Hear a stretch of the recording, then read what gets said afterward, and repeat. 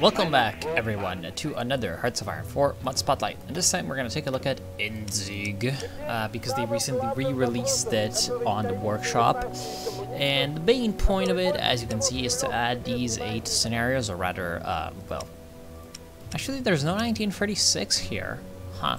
Anyway, it essentially reworks the scenarios. And, yeah, to make sure that the game has different starting points. Now, these scenarios aren't integrated with each other. You cannot play from 1910 to 1950 or whatever. But, they're kind of working on expanding all of them. And, yeah, so essentially the scenarios are 1910, which is the starting date of the Great War mod. So it's kind of like that. There's the 1914, so that's the Great War, obviously. 1918 is the Kaiserschlacht. So, you know, Germany is almost lost, but it's trying its last, and oh my god. It's trying its last ditch effort to win. And there's, you know, you jump all the way to 1941, where it's the Soviets who are in trouble, and it's Operation Barbarossa. Of course, it starts on the 2nd of July for some reason, because that's probably after the main armies of the West have been defeated, of the Soviet Union, obviously. Then there is Kursk, 1943. There's 21st of June, so, you know, the Allies have established the landing in Normandy. And I believe it's the around the date of the, you know, first attempts of breakout. And then there is 1944 December, so the Battle of the Bulge, and Endsieg, which gives it the name of the mod. So that's of course the last ditch. You know, the Germans are about to lose. So we're gonna take a look at all the scenarios just to show you how it has been done. So starting off 1910. You can see that actually the colors look quite cool, although, I mean, it is partially modded too. There's a few things the mod does. I'm kind of tired of these speeches. There's kind of a few things that a mod adds that are actually quite interesting, such as there is a cheat menu. There's custom peace deals, aka normally for something like Germany, the game does not allow you to annex them, but it just makes, you know, the peace the way it's supposed to be, because I guess you're trying to play from like 1918 all the way to the Second World War, and the tech tree does allow you to do that. So yeah, that's what you do. You just you either say no scripted peace deals, and that, you know, allows you to annex everyone, or you can say I want the full Endsieg experience, and that's gonna script peace deals for some big things for you. So it's kind of like the grand campaign from Darkest Tower. And there is the enhanced game speed, which is getting quite popular. You can make everyone you can make Brazil annex everyone here, although that's probably not very good. Oh, okay. Well, that's actually a lot more smart than you could think. They disable the focus tree, and then yeah, so that's South America gone, because no one wants it, apparently. And then you have the cheat menu, which gives you a difficulty section, where you can have things be on easy, or they can be hard. Then there's reinforcement rate, so you can increase your reinforcement rate, apparently. I'm not sure why. And then there's rations. So essentially rations is something new that they've added that I was going to get to in just a little bit. So they've added 2 equipment types. And as you can see, there are events. They added a few equipment types, mainly rations and fuel. Although they've added a few other things as well, such as bicycles for everyone, and armored cars for armor, because, you know, that's something that they've taken out of the Great War mod, so that's quite cool. And then there's new things to do with support equipment too. Land doctrine is pretty much what you'd be used to.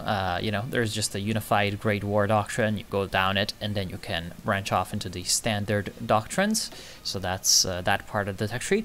Then there is a bit of differentiation with the way that the navies work, but then they branch off into pretty much what you'd expect. And then there is just the standard tech tree. Naval doctrine, same. Air, also the same, although there's some cool techs that don't do anything. And then, you know, you need to research them to get other better techs later down the line. And then at some point, you just go ahead and get what you'd have in the normal tech tree. So kind of reworked a little bit, but hey, makes sense. And then air doctrine, again, pretty much what you'd expect. Engineering, pretty much the same. Kind of goes up, and then it does the same stuff. Although there's some new techs in there as well because of 1959 or whatever. So nuclear ICBMs, because why the hell not? And I wonder if that affects what you can do with nukes.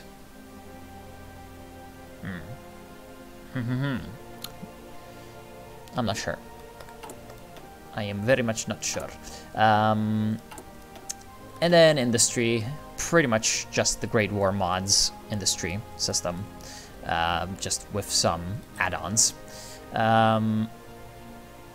know, one kind of annoying thing is that they didn't bring back like the gas techs,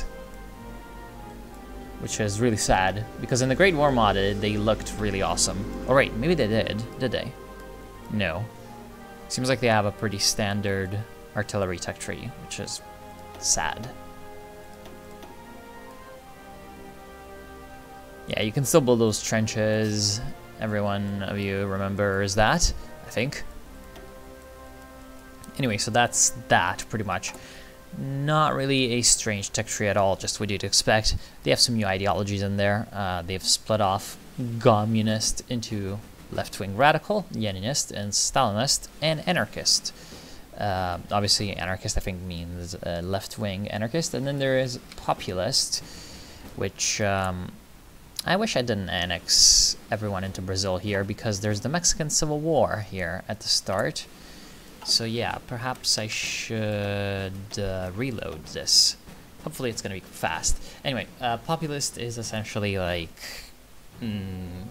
this time period's version of populist, not the modern usage of the term. So for example, it's it is used with the way that the Mexican Revolution is going to work, because there is a Mexican Revolution. That's pretty cool. And yeah, essentially the way the scenarios are set up is that okay. So right now you do not, if I do not annex all of South America, it looks like this. Yeah, all the scenarios are worked out to be relatively unique and relatively accurate, but obviously since, you know, the whole damn mod is so big, they're still working on it, and it is still full of things that don't make any sense, but that's fine. Like, for example, the Qing Empire over here is a basic industrial society, which is just, like, not a lot of problems. It's just like, you know, they're modernizing. But for example, Argentina, for some reason, is behind the Qing Empire, even though at this time period, Argentina was pretty damn advanced. In fact, it was pretty much the same as in Europe. And yeah, like, it's the details like that that kind of start to go into the weird. Or for example, the Dervish state over here. It's cool that it exists, but it just controls everything here, and they're supposed to be in a war against the Brits, as the event is gonna tell me. But since, you know, the Brits don't have any land there, essentially you need to wait until the Brits try to naval invade, which, well, I mean, sure, I guess. Anyway,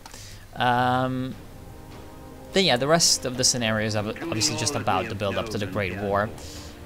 Some countries have unique spirits and leaders and stuff like that, like Germany and Russia, and obviously, you know, the most important ones.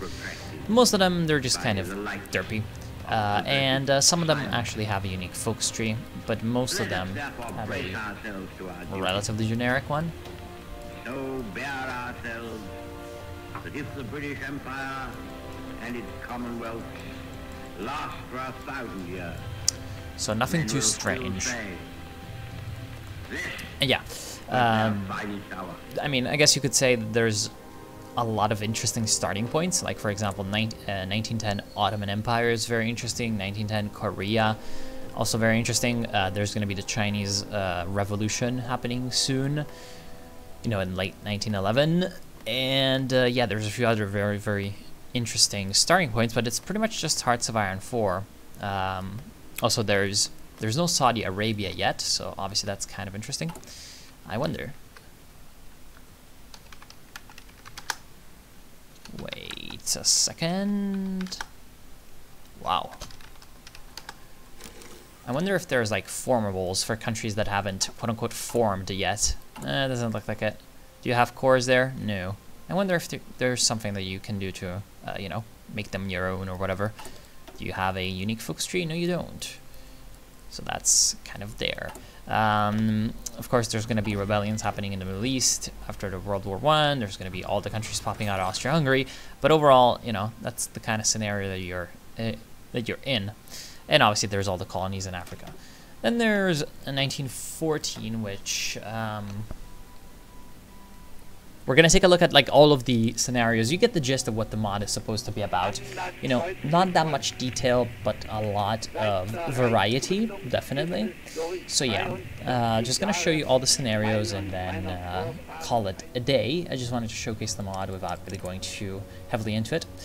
So, Great War is 1st of January 1914, so it still gives you a little bit of detail, a little bit of time actually to move forward. Obviously, from 1910, one of the main drawbacks in a way is that you don't have any control over the Balkan Wars as well.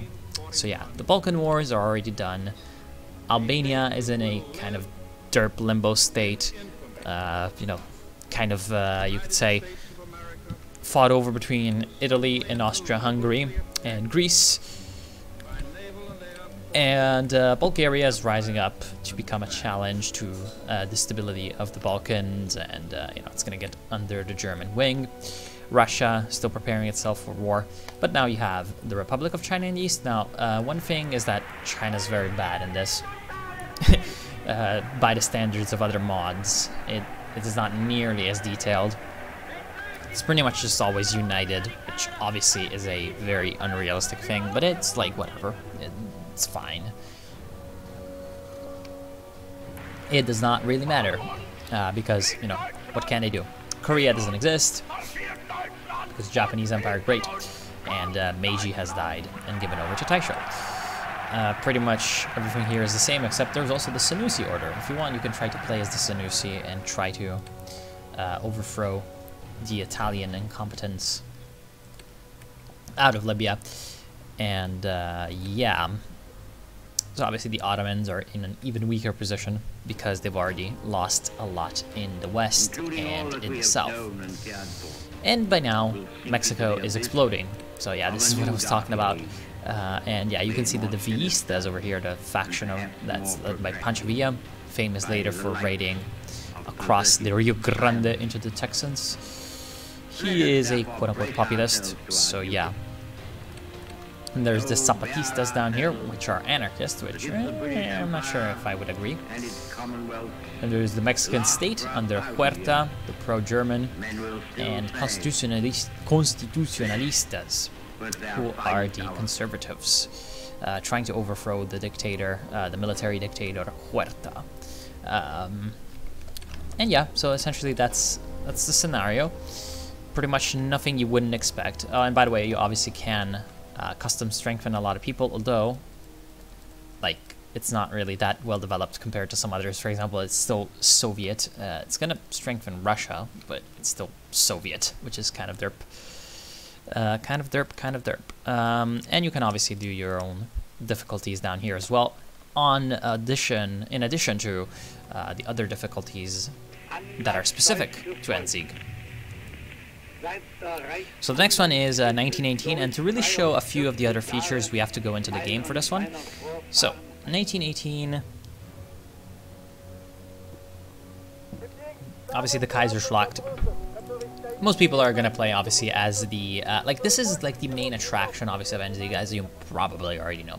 It's to play as countries that are in a really shitty position and try to work your way back into a strong position, which is usually relatively easy to do because of the incompetence of the AI, although it is difficult to do so as Germany in 1918, because if we go in here, you can see that you know, the Allies have hundreds of divisions, and one measure that they have sort of worked up to make sure the AI isn't as dumb as you could, you know, imagine it to be, is that they've given over all of the Allied coalition's divisions to France in this case. And you can see that they also have this full American support thing to sort of represent the way the United States is still gearing up for war, but it's also supporting the Allies. So, you know, 156 German divisions to 152 Allied, but the Germans have problems because, you know, by this point, lots of people have died, so you lose quite a bit of manpower, 1 million, just off the bat, and already your divisions are in a pretty weak state because they're lacking all sorts of equipment. Although, they should probably remove more than 1 million manpower, but that's, you know, that's just something that needs to be sort of ironed out and fleshed out. So there's also changes to laws. I'm going to show you the rest of the features right now. There's also changes to laws. You can obviously... I love the name of that, Romanian Armistice. You can obviously still do your puppet stuff. It's going to be more important because of the longer game time. And then there's a bunch of political advisors, new ones, which is always cool, always cool. And yeah, they generally do pretty much what you'd expect. And they have added new ones because of the new ideologies and stuff like that. And there's new policies for how much training. It is pretty much like in Hearts of Iron 3, where you have basic training, no training, advanced training, and specialist training. So that just increases your training time, but increases also your organization. Propaganda, education, pretty much what you'd expect. And there's new, depending on the time period, there's also new aircraft designers, for example, Fokker, because, you know, that's famous in World War I. And if we were to start in the 1941, or, you know, if it did exist, 1936, it would probably be Focke-Wulf or other air designers. Obviously, 1918 is a very, very interesting scenario because of all the chaos that's going on in Eastern Europe, and because of the German Empire that's just desperately trying to hold on, and the Austro-Hungarian Empire that is trying to do the same. They have some pretty bad modifiers, as you can see, and yeah, there's also some modifiers here. You can see how much work was put into this scenario because they know that it's going to be something that most people want to play with. So yeah, that's that. Poor Bulgaria is doing not good. Ottomans also not doing very good. And then again, you have this crazy Eastern Europe. You know, that's what you'd expect. Transcaucasia has the Mensheviks over here in charge. And then there's Soviet Russia trying to get themselves on their 2 feet and trying to get themselves rid of the White Russia, which, as you can see, it's got various leaders. They obviously have focus trees, which is not bad. Not bad at all. And yeah, they can try to, you know, have a supremacy fight over Russia. There's still the Finnish Red factions. Finnish Workers' Republic down here in the south, trying to break free, essentially, and take over White Finland under Mannerheim. And then there's, you know, the Far East doing its own thing. So that's basically the 1918 scenario. And it's kind of like one of the base scenarios. Another one, obviously, that is quite base would be the 1944, 1945. But first I'm going to show you the 1941 scenario as well.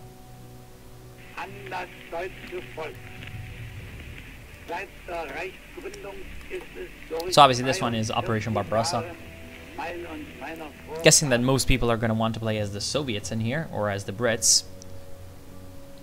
because by this point the German Empire has already been mostly, you know, established in Europe, and you can see that they have the unique event Extra Russian Difficulty. You see, comrade, Germany is AI. Germany is stupid. How do we fight stupid, you might ask, comrade? We add more stupid. You have decision to give German Reich extra divisions in the east. And you can be like, yes, comrade, I want more stupid. And that spawns an enormous, you know, quote, amount of divisions for Germany. And minus 40% supply consumption to make those divisions.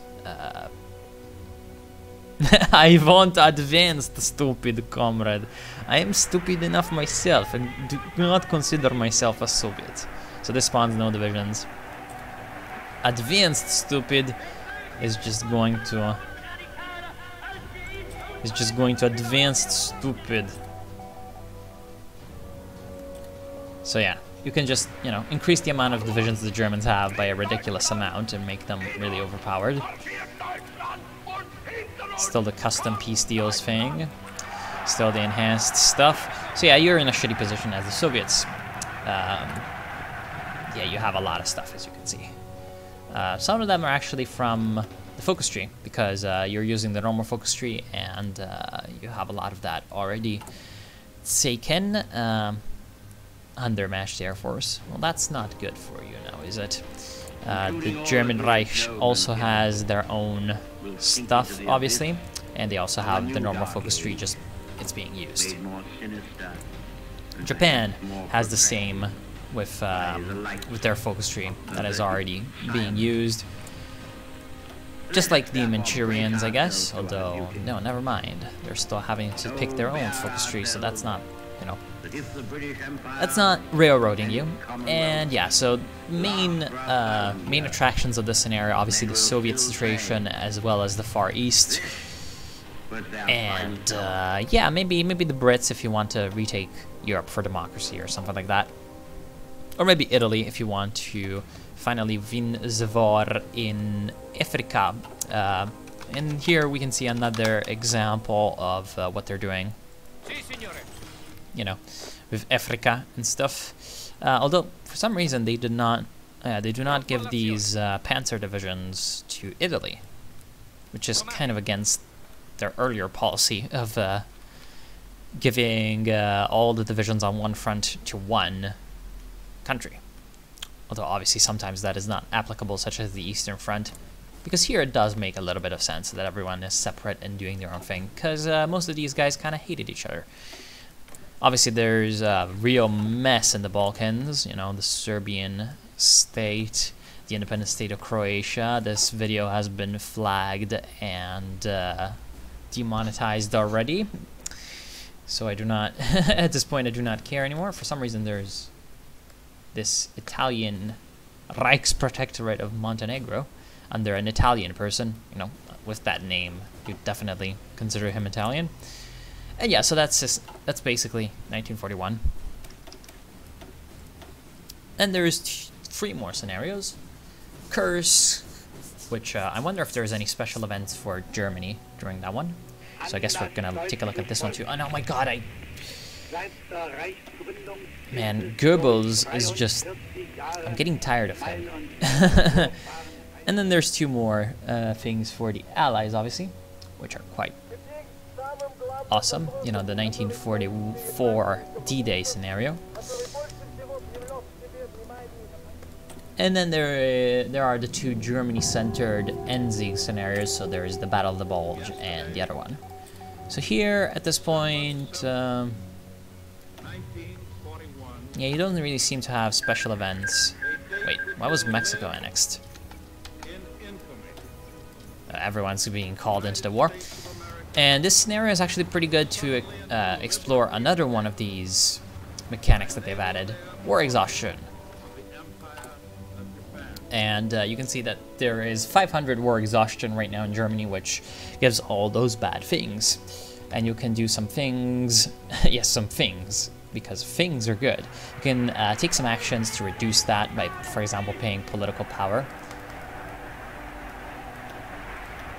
which seems kind of bullshit. I've just cancelled the war exhaustion of Germany, and probably that's going to get rid of the spirit. And yeah, at this point, you're still kind of deep into the Soviet Union and all that. Doesn't look like there's anything unique to the scenario though. And then the last three, I'll just show you from the menu, just to make it a little bit faster. So taking a look at the 1944 D-Day scenario, it's obviously the same, except the Soviets have pushed farther into the east, back into their lost lands, and sort of a little bit further into Germany. So this is just after essentially the big Ukrainian winter offensives of 1943. And then, you know, Operation Bagration is about to fall onto... Oh, that's why they put it on 21st of June, because Operation Bagration is about to begin on the next day, you know, full 3 years after the invasion of the USSR from Germany. And then, obviously, not the Germans, the Allies have some territory in the west that they have managed to seize, and they're looking to expand that. Italy is locked into a civil war between the Italian-supported, or not the Italian-supported, the Allied-supported sort of rump government of the Kingdom of Italy under Marshal Badoglio, and then the German-supported rump, the Italian Social Republic, under a rescued Mussolini, although... Yeah, no, okay, he was already rescued by this point, right. Anything weird? Well, Japan is about to begin Operation Ichigo as well in China, so I wonder if there's anything for that. But, you know, in case you do not know, Ichigo was the biggest Japanese offensive of the war, and it was in late 1944, I believe. It essentially connected these two wings of Japan, you know, Japanese control over China, and formed this kind of front. Anything else? No. Oh, for some reason the United States controls Algeria and Tunisia after Torch. And then there is the Battle of the Bulge. So Germany is poised to strike back. This one we're actually going to take a look at in detail. Well, maybe not in detail, but from the game itself. Germany is trying to push in to Belgium once again, take Antwerp up here and separate the Allied armies in two, and then sort of drive back into France. And so as you can see, it gives you some pretty bad modifiers, but you still have manpower for some reason, because why the hell not? And you're just in a crappy position when it comes to everything. There's also a new resource, grain. Interesting. So yeah, Germany, not in a good spot. A lot of their divisions are heavily dead. And apparently this 1st SS Panzer Division does not have any medium tanks, because it's bugged. The Soviets are pushing into Hungary and trying to take down the Aerocross Hungary. You know, the Nazi puppet Hungary. By this point, Horthy has already been deposed. There's, you know, the switching sides of the eastern allies of the Axis, Bulgaria and Romania. Tito has sort of taken control in Yugoslavia. For some reason, he's a Leninist, which, weird. And we have Super Bunker Man in Albania. Unfortunately, he does not have any meme bunker bonuses. And yeah, the Soviets are poised to strike at Warsaw after being sort of stopped, and then the Warsaw Uprising, all of that. And then the last one, I believe, is 1945. So obviously 1945 is... the Germans are in a shitty position. And it's essentially about how the Allies are trying to sort of outmaneuver each other to have a better peace. Or, you know, you can try to play as the Germans and come back from all of this, or you can try to play as the Japanese and I don't know, win China or something. Yesterday, December 7th. Welcome, my friend. How is your day going? You have daringly if you play as Germany. What are you gonna play as? The Soviet Union? Seriously, Fidu, just why? Chosen the 1945 scenario. So obviously they know that they know that most of the people playing this are going to be playing as Germany. So the Soviets are on the outskirts of Berlin. Still not ready to launch their final offensive, but getting ready.